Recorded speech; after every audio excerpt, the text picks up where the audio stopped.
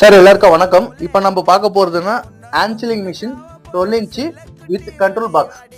இது control box எதுக்குன்னா heavy use purpose இருக்கு பாத்தீங்களா. டபுள் லைன் இதை வந்து கேரளால ஒரு கஸ்டமர் கேட்டுக்கிறாங்க, டபுள் லைன் சீலிங் மிஷின் வேணும்ட்டு. டபுள் லைன் ஹீட்டிங் மட்டும் இங்க பண்ணிக்கிறேன் பாருங்க. இது வந்து டபுள் லைன். இதுக்கு வந்து நார்மல் டிரான்ஸ்ஃபார்மர் பத்தாது உங்களுக்கு. அப்ப ஹெவி டிரான்ஸ்ஃபார் பண்ணா கண்ட்ரோல் பாக்ஸ் தான் பண்ணணும். நாங்க கண்ட்ரோல் பாக்ஸ்ல பண்ணிக்கிறது இது.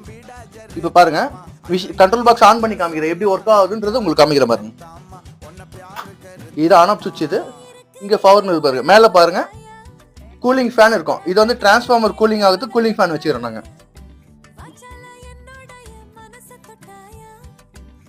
இது வந்து 40 மீட்டர். அதாவது வந்து உங்களுக்கு வந்து சீலிங் ஆகுது பாத்தீங்களா, கவர் வச்சிருப்பீங்க. என்னென்ன மைக்ரான், ஜாஸ்தி மைக்ரான், கம்மி மைக்ரான் வந்து இதை நீங்க வச்சுக்கலாம். ஒன்று இப்போ நார்மல் எல்ஜி போச்சு, பிபி போச்சு வந்து ஒன்னுல இருந்தாலே போதும்.